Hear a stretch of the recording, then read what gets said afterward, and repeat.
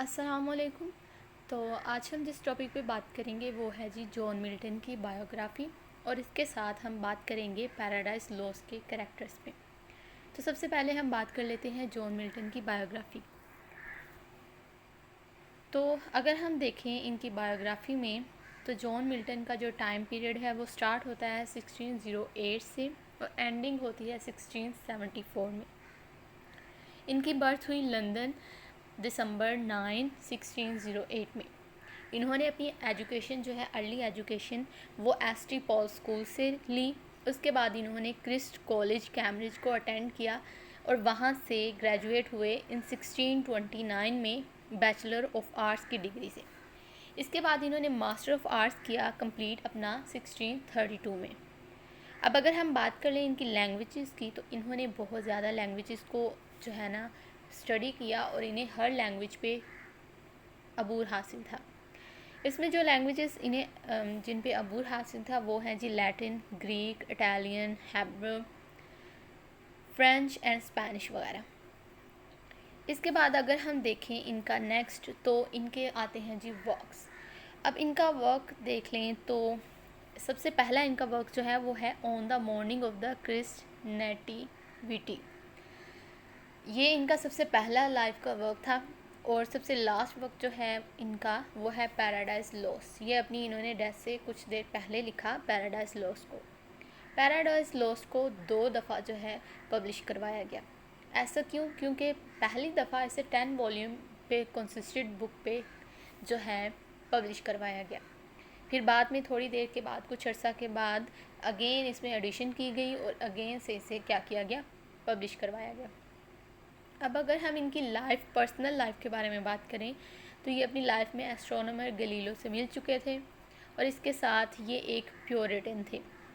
Puritan कौन होता है? वो जो बाइबल की अथॉरिटी पे यकीन रखता हो और मुखालफत रखता हो रिलीजियस इंस्टीट्यूशन के ख़िलाफ़। उस टाइम पीरियड में चर्च ऑफ इंग्लैंड को बहुत ज़्यादा मशहूर, मतलब बहुत पॉपुलैरिटी हासिल थी और बहुत मशहूर था चर्च ऑफ इंग्लैंड। तो लोग जो हैं मज़हब से ज़्यादा वो चर्च ऑफ इंग्लैंड से अटैच थे, तो इसीलिए ये ख़ुद को प्योरिटन शो करते हैं। ये क्यों ऐसा करते हैं? क्योंकि वो कहते हैं कि हदायत अगर किसी को चाहिए तो वो बाइबल के ज़रिए से हासिल कर सकता है, उसके लिए किसी इंस्टीट्यूशन की तरफ जाना या इंस्टीट्यूशन से होना ज़रूरी नहीं। ये ऑफिशियल पब्लिकेशन भी लिखते थे क्रोमवेल गवर्नमेंट के लिए। अच्छा जी, ऑफिशियल क्या होता है? ऑफिशियल पब्लिकेशन ये होती हैं कि गवर्नमेंट की तरफ से एक पोइट हायर किया जाता है और वो जो क्या है, पोइट या कोई राइटर हायर किया जाता है, वो उनके लिए राइटिंग करता है। फिर उसके बाद अगर हम इनकी मैरिज को देखें, तो इन्होंने अपनी लाइफ टाइम में 3 दफ़ा मैरिज की, यानी इनका जो मैरिज सिस्टम है वो बहुत ख़राब रहा। 1642 में जब ये 34 की एज के थे, इन्होंने मैरी पॉल जो कि 17 साल की थी सिर्फ, उससे शादी की। पर इनकी मैरिज कुछ अच्छी नहीं चली, इनका जो है सेपरेशन हो गई और कुछ साल के बाद इनकी जो है पैचअप हुआ दोबारा से और इनके 4 बच्चे हुए मैरी पॉल से, और फिर मैरी पॉल की डेथ हो गई। उसके बाद 1656 में इन्होंने सेकंड टाइम शादी की कैथरीन वुडकॉक से, वो भी 2 साल के बाद उनकी डेथ हो गई 1658 में। थर्ड टाइम इन्होंने एलिज़ाबेथ मिंसवेल से शादी की। इसके बाद अगर हम देखें तो ये राइज़ ऑफ कॉमनवेल्थ के लिए मशहूर हैं और इनका रोल है जी चार्ल्स फर्स्ट की गवर्नमेंट गिराने में।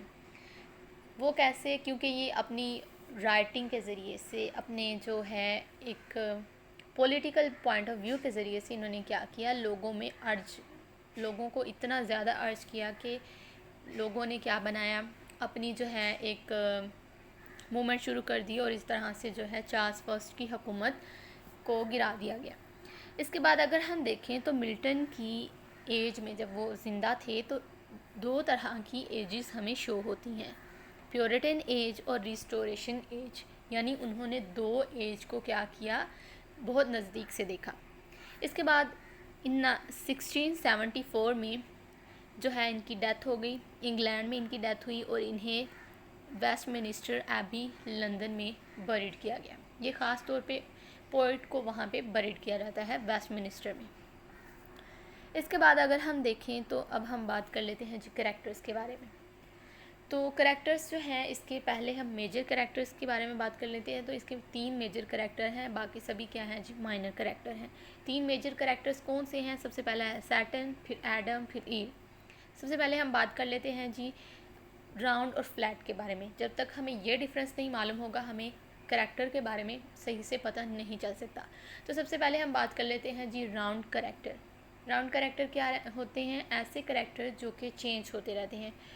when the story is starting, their behavior is something else, and when their story ending, their behavior is something else। यानी उनका बिहेवियर बिल्कुल चेंज हो जाता है। अगर वो एक अच्छे इंसान है स्टोरी की शुरुआत में, तो जब एंडिंग होगी वो बुरे इंसान बन जाएंगे, या बुरे इंसान थे शुरू में तो एंडिंग में अच्छे इंसान बन जाएंगे। ये क्या हो गया? ये राउंड कैरेक्टर हो गया। अब अगर हम सैटर्न की बात करें तो सैटर्न भी क्या है? ये राउंड कैरेक्टर है और इसके अलावा मेजर कैरेक्टर है। ये अपने मुख्तलिफ हुलिये बदलता है और एडम और ईव के सामने आता है, उन्हें उकसाने की कोशिश करता है ताकि वो अपने मकसद में कामयाब हो जाए। वो इंसानियत को खुदा की नज़रों में गिराना चाहता है।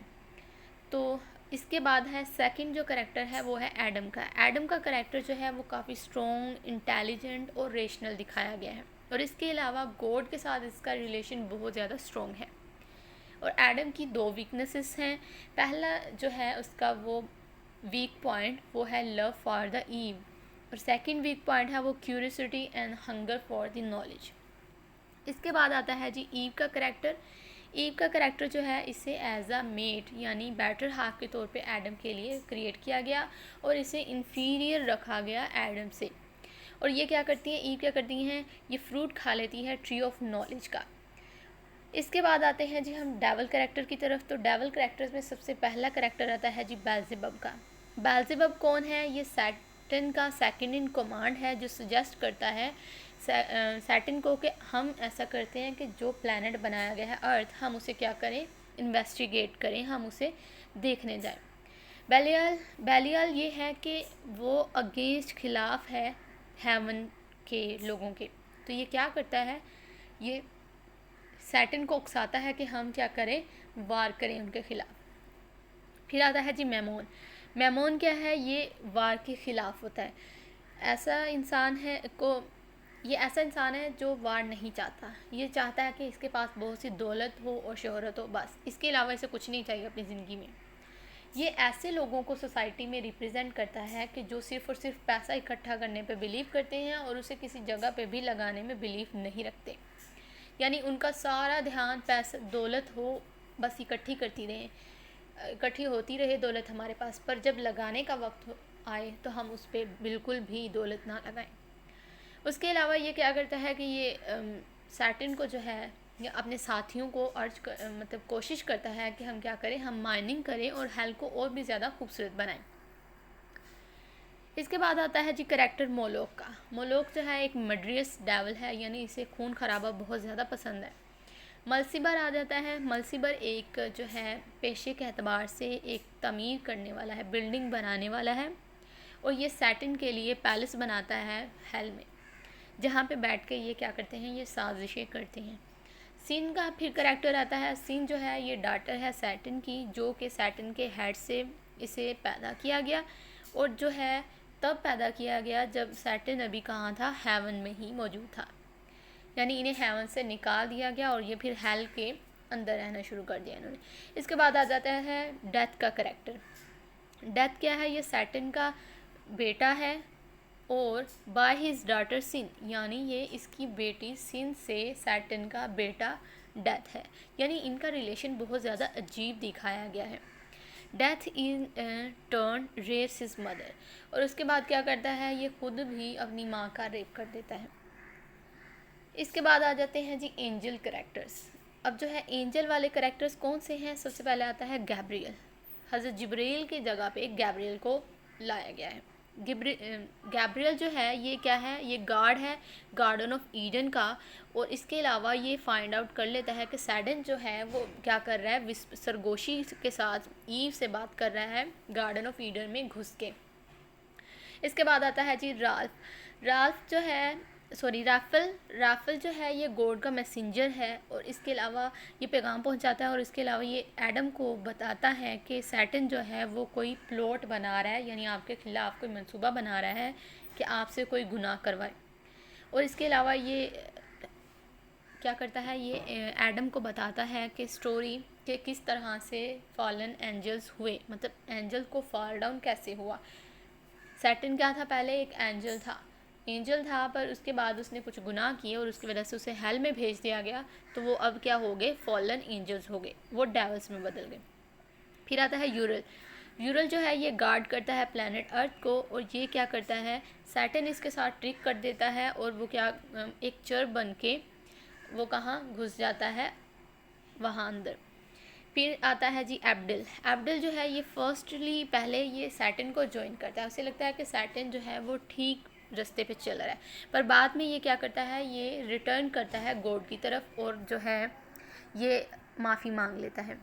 इसके बाद सबसे लास्ट पे जो हमारा करेक्टर है वो है जी माइकल का करेक्टर जो है ये दिखाता है, ये चीफ है और लीड करता है एंजेलिक फोर्सेस को, और ये गार्ड है गेट ऑफ हेवन का।